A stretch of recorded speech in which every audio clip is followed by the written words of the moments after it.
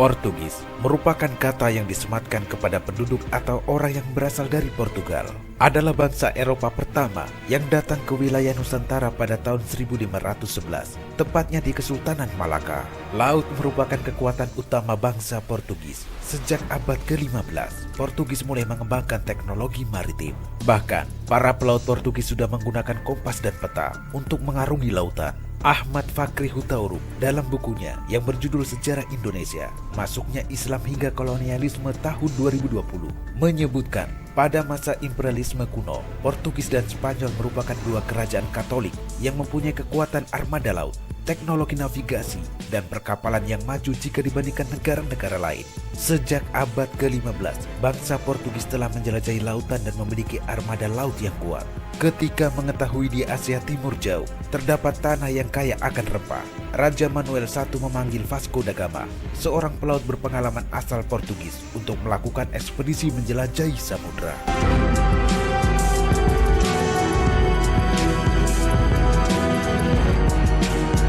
Dari laman tirto.id disebutkan bahwa tujuan utama ekspedisi Portugis tersebut mencari rempah-rempah yang menjadi barang mahal di Eropa. Saat itu, bangsa Eropa menggunakan rempah-rempah sebagai bahan baku obat-obatan, parfum, dan bahan pengawet makanan, serta bumbu masakan. Pengawetan makanan termasuk kebutuhan vital di Eropa saat musim dingin tiba. Oleh sebab itu, ekspedisi yang dipimpin Vasco da Gama dimulai pada bulan Juli tahun 1497 dari pelabuhan Lisabon. Rombongan kapal bangsa Portugis itu berusaha mencari wilayah sumber rempah-rempah di Nusantara lewat rute yang pernah dilalui oleh Bartolomeus Dias, yaitu penjelajah Portugis yang berhasil mencapai ujung paling selatan benua Afrika dan singgah di Tanjung Harapan. Kapal yang dipimpin oleh Vasco da Gama mengawali penjelajahannya dengan menuju kawasan yang kini menjadi wilayah Afrika Selatan. Di Tanjung Harapan, Vasco da Gama menyewa pelaut bangsa Mor yang pernah berlayar ke Asia Timur jauh untuk menjadi penunjuk arah. Pada tahun 1498, rombongan Vasco da Gama berhasil mencapai Calicut dan Goa yang merupakan wilayah India. Vasco da Gama kemudian tinggal di India karena mengira daerah tersebut adalah Hindia Timur, negeri penghasil rempah. Namun, setelah tinggal beberapa tahun, ia menyadari bahwa tempat tersebut bukan penghasil rempah-rempah yang sebenarnya. Portugis lantas memberangkatkan ekspedisi lanjutan di bawah pimpinan Alfonso de Albuquerque.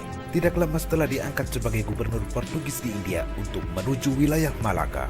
Armada Portugis itu berangkat ke Malaka dengan menggunakan kapal yang dilengkapi dengan tentara dan persenjataan. Portugis bergerak menuju negeri yang kaya akan hasil laut dan rempah-rempah.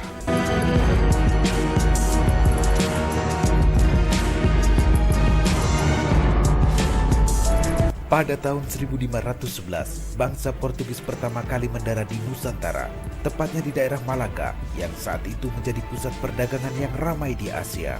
Dalam buku Suma Oriental yang ditulis oleh pegawai Portugis Tom Pires, disebutkan bahwa tidak ada pusat perdagangan yang lebih besar dari Malaka. Malaka juga menjadi tempat komoditas utama dari seluruh dunia timur dan barat. Pemirsa, masuknya bangsa Portugis ke Indonesia awalnya hanya untuk berdagang dan disambut ramah oleh para penduduk.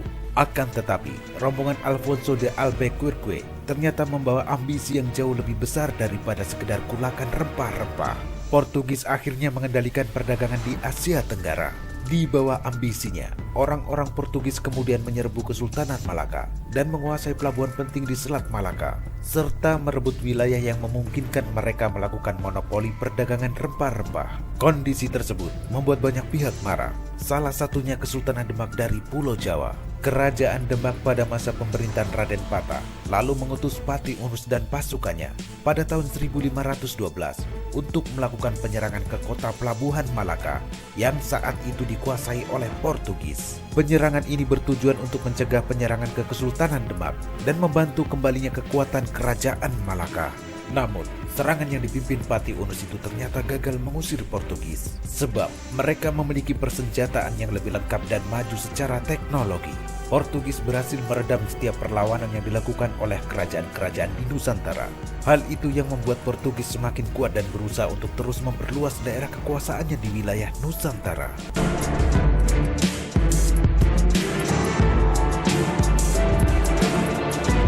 Setelah menguasai Malaka, Portugis mengirim ekspedisi lanjutan di bawah pimpinan Alfonso de Albuquerque untuk mendatangi kawasan Indonesia Timur, wilayah yang kala itu kaya akan rempah-rempah. Armada tersebut membangun monopoli perdagangan cengkeh. Cengkeh dari Indonesia Timur merupakan komoditi yang paling berharga kala itu. Armada pertama mendarat di Pulau Banda, Maluku. Pulau tersebut merupakan pusat penghasil pala dan selaput buah pala atau sering disebut fuli. Di sana Portugis disambut baik oleh kerajaan Ternate yang sedang bertikai dengan kerajaan Tidore. Portugis diizinkan untuk membangun sebuah benteng di wilayah Ternate. Benteng tersebut diberi nama Benteng Sao Paulo. Kesempatan itu dimanfaatkan dengan baik oleh Portugis untuk menguasai perdagangan rempah-rempah, terutama yang berasal dari Indonesia Timur. Dalam rangka memperbesar usaha dagang, Portugis berupaya memperluas wilayah kekuasaannya. Mereka kemudian melakukan ekspedisi lanjutan di tahun 1522 ke wilayah Pajajaran yang ada di Pulau Jawa. Tujuan utama Portugis melakukan penjelajahan samudra, selain untuk memperoleh kekayaan atau gold dan glory atau kejayaan dalam penguasaan wilayah, juga menjalankan misi agama atau misionaris di wilayah baru yang dikenal dengan istilah gospel.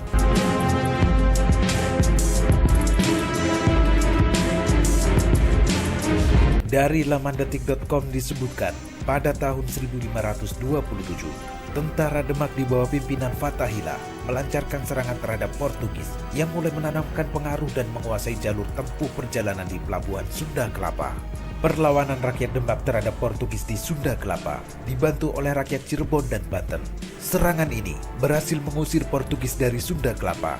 Nama Sunda Kelapa kemudian diubah jadi Jayakarta.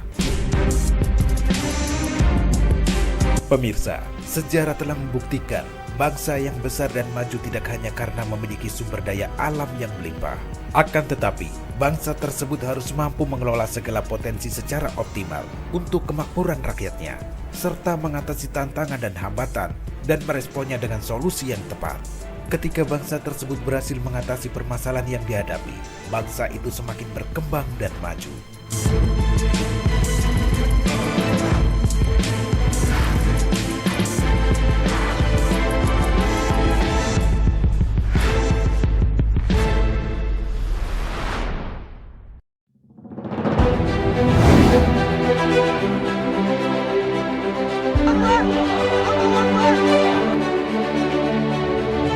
Tahukah Anda, ketika Kekhilafahan Utsmaniyah berhasil membuat penjajah Eropa tak berkutik, di dunia timur jauh, juga telah terjadi peristiwa besar yang tercatat sejarah.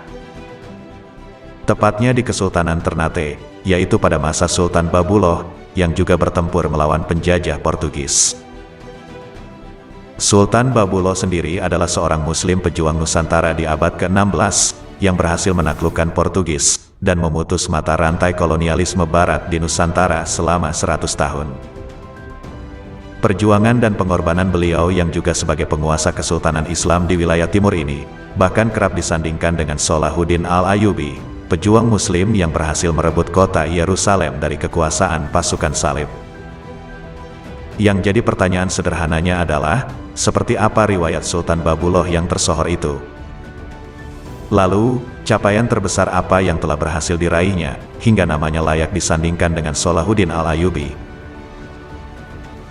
Bahkan, seruan jihad Sultan Babuloh dalam perang melawan pasukan kolonial Portugis ini mampu menggerakkan seluruh rakyat Ternate, Maluku, serta negeri-negeri di wilayah Nusantara, khususnya bagian timur, yang juga terjun dalam peperangan melawan penjajah. Menariknya, jihad-jihad kaum muslimin yang terjadi saat itu adalah efek dari seruan jihad global yang dikoordinir oleh Kekhilafahan Utsmaniyah, yaitu dari Granada sampai Malaka, dari front Mediterania, Mesir atau Laut Merah, hingga front Samudra Hindia.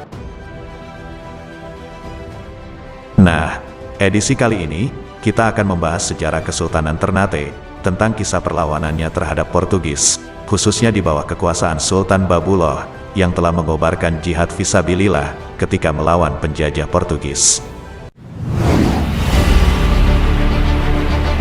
Kutiba alaikumul qital!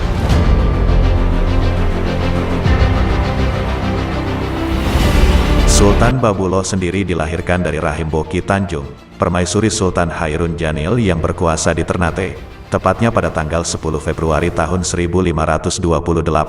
Artinya, Ibunda Sultan Babuloh merupakan putri Sultan Alauddin pertama dari Kesultanan Bacan. Sejak kecil, Pangeran Bab sudah dipersiapkan oleh Sultan Hairun Janil untuk menggantikan posisinya kelak saat sudah dewasa. Bersama saudara-saudaranya, dia dikenalkan ajaran Islam oleh Mubalik. Artinya, mental seorang pejuang sudah ditanamkan sejak ia masih kecil.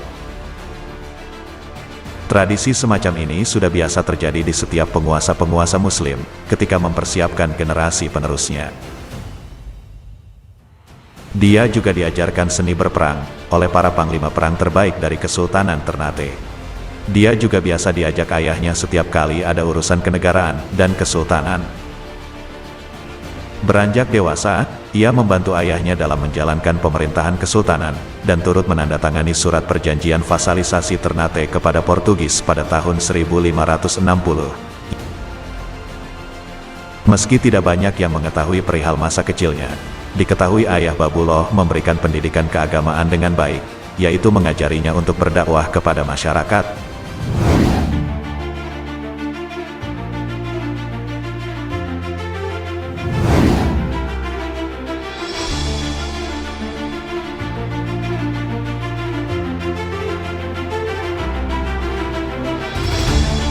Ternate menjadi pusat utama perdagangan cengkeh yang memiliki ketergantungan erat pada Portugis, sejak mendirikan benteng di sana pada 1522.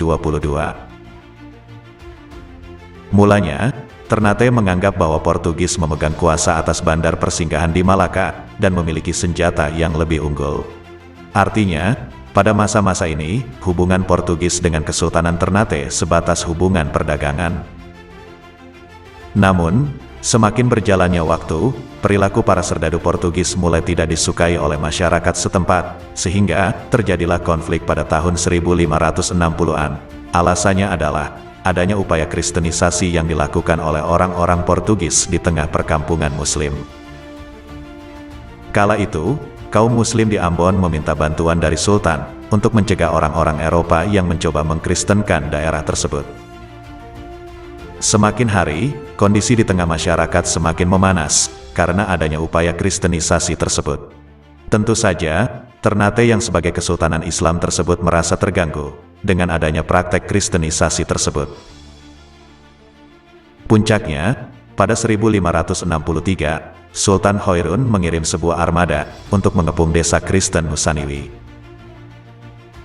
Namun, upaya pengepungan itu gagal karena adanya bantuan 3 kapal Portugis.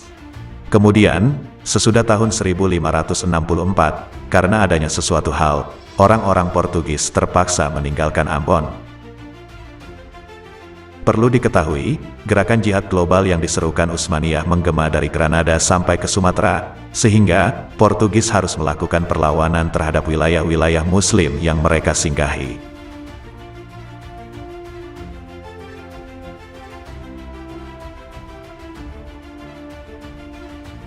Namun, pada tahun 1569, mereka kembali lagi dan menetap di sana.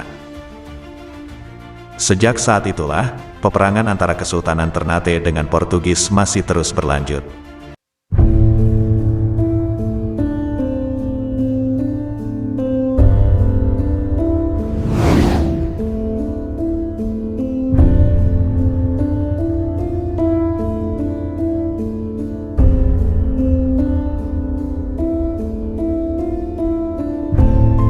Disebutkan bahwa Sultan Hairun, sang ayah Babulah, adalah salah satu sosok yang sangat disegani oleh kolonial Portugis di Maluku kala itu.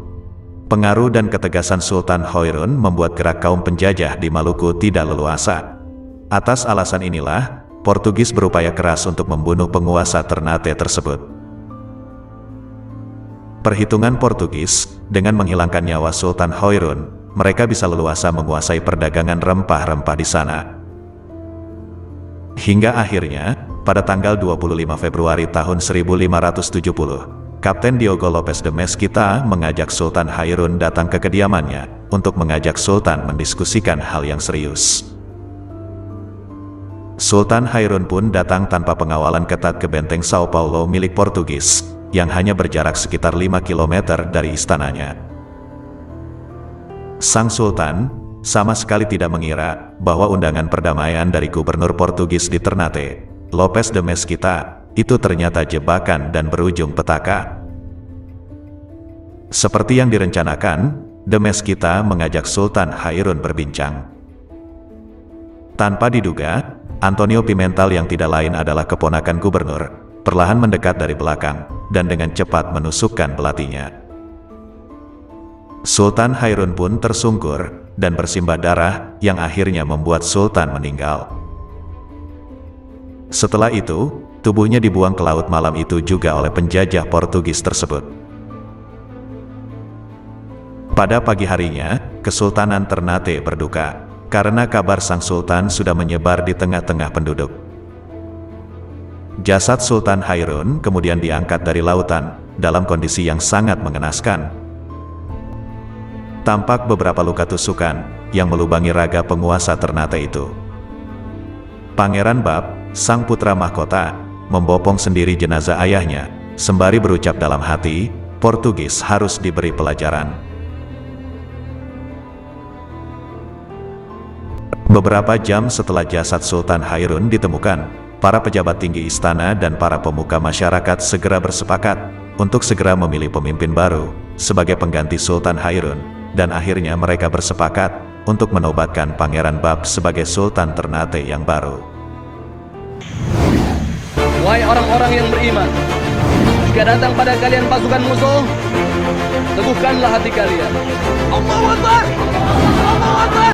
Akhirnya, Pangeran Bab pun resmi menjadi penguasa Kesultanan Ternate pengganti ayahnya, dan bergelar Sultan Babuloh Datu Syah. Bahkan, saat itu juga, di atas singgasananya, Sultan Babuloh bersumpah akan membalas tindakan keji Portugis terhadap sang ayah dan mengusir penjajah Portugis dari bumi Ternate.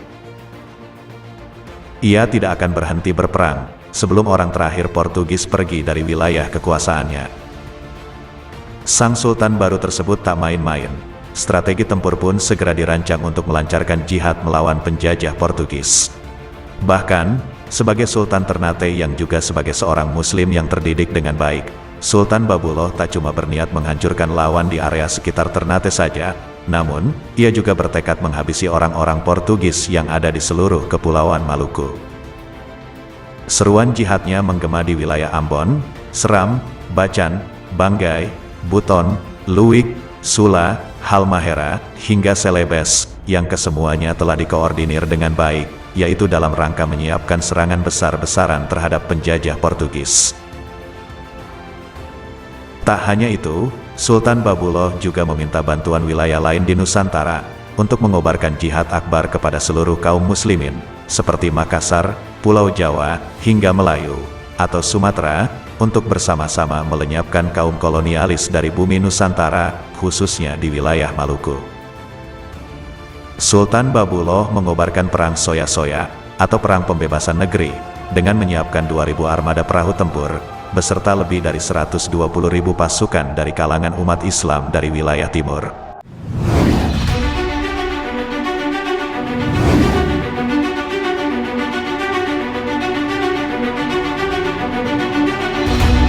Pada tahun 1570 sampai tahun 1571, Babuloh juga mengirimkan 5 kapal kora-kora dengan 500 prajurit ke Ambon. Armada ini dipimpin Kapita Kalakinko dan Kapita Rubohongi. Misi mereka adalah untuk mengusir Portugis secara berangsur-angsur dari Maluku. Ia pun berhasil merebut Buru, Hitu, Seram, dan sebagian Teluk Tomini. Sementara itu, armada yang ke Moro, Halmahera, Bacan, dan Morotai juga mengalami kesuksesan. Di masa-masa ini, Sultan Babuloh juga menerima bantuan dari wilayah-wilayah yang selama ini menjadi bawahan Kesultanan Ternate, seperti Kapitale Sidi dan Kambelo. Antara tahun 1571 sampai tahun 1575, Sultan Ternate itu berlayar untuk mencari orang-orang Portugis yang lari ke Buton. Tindakan ini benar-benar membuat Portugis seperti buruan di hadapan Kesultanan Ternate. Mengetahui bahwa mereka menjadi buruan tak terhormat, kemudian dengan bergegas kabur, setelah Kesultanan melancarkan serangan terhadap Ambon, Hitu, Buru, Seram, dan Teluk Tomini. Sultan kemudian memenangkan perang dengan Portugis, sehingga kekuasaannya diakui Buton. Setelah itu, ia melanjutkan pergerakan ke Selayar, lalu Makassar, dan mendapatkan kemenangan secara beruntun. Pada Desember tahun 1575, Sultan Babuloh mengeluarkan ultimatum kepada orang-orang Portugis yang masih menjaga benteng. Imbauan itu dikhususkan untuk Gubernur Nuno de la Cerda. Babuloh memberikan beberapa opsi kepada mereka. Pertama, Portugis harus menyerah dalam waktu 1 hari, dengan membawa harta benda mereka. Jika itu yang dipilih, mereka akan diperlakukan secara adil. Lelaki Portugis yang telah beristrikan pribumi Ternate diperbolehkan tetap tinggal. Syaratnya, mereka mau dijadikan sebagai kawula kesultanan. Kedua, Portugis menyerahkan sosok pembunuh Sultan Hairun kepadanya. Pada masa kekuasaannya, selain umat Islam di Kesultanan Ternate sangat bermartabat, Kesultanan Islam Ternate juga berada dalam kondisi yang kuat di mata kaum penjajah, khususnya Portugis karena telah berhasil menggagalkan praktek kolonialismenya.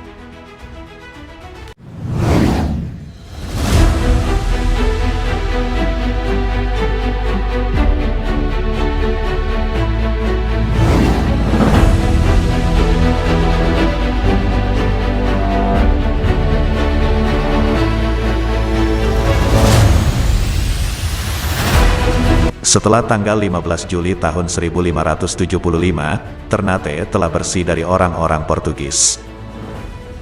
Pamor Portugis di Ternate dan sebagian besar Kepulauan Maluku runtuh secara total. Pada masa inilah, kekuasaan Sultan Babuloh mencapai puncak kejayaannya. Sultan Babuloh tidak hanya mengusir orang-orang Portugis dari wilayahnya, tapi juga berperan besar dalam upaya syiar Islam, khususnya di Kepulauan Maluku dan sekitarnya. Setelah Portugis ditendang, jumlah pemeluk Kristen di kawasan tersebut menurun drastis. Banyak orang Kristen yang kembali diislamkan oleh Sultan Ternate itu. Luas wilayah kekuasaan Kesultanan Ternate di era pemerintahan Sultan Babuloh juga semakin bertambah. Bahkan, di luar kepulauan tersebut, masih cukup banyak kerajaan yang akhirnya memilih bernaung di bawah panji-panji Kesultanan Ternate. Sultan Babuloh menempatkan perwakilannya yang disebut Sangai di berbagai daerah, termasuk Bali, Nusa Tenggara Barat dan Timur, juga di wilayah Timor Leste sekarang. Tak hanya itu, Sultan Babuloh juga punya perwakilan yang ditempatkan di Jawa dan Sumatera, sampai Papua. Di Papua sendiri, ada cukup banyak daerah yang berhasil dirangkul, seperti Raja Ampat, Sorong, Biak, Jayapura, dan Merauke. Wilayah taklukan Kesultanan Ternate juga membentang dari Sulawesi Utara dan Tengah, hingga Kepulauan Marshall di kawasan Mikronesia, dekat Australia. Filipina bagian selatan alias Mindanao juga berhasil ditundukkan. Sultan Babuloh berhasil menjadikan Kesultanan Ternate sebagai kesultanan Islam terbesar di Nusantara bagian timur. Hingga akhirnya, ia wafat pada tanggal 25 Mei tahun 1583 dalam usia 55 tahun. Dan sekiranya penduduk negeri beriman dan bertakwa, pasti kami akan melimpahkan kepada mereka berkah dari langit dan bumi. Sesungguhnya, Allah mengangkat derajat seseorang dengan kitab ini, Al-Quran, dan merendahkan yang lain dengan kitab ini.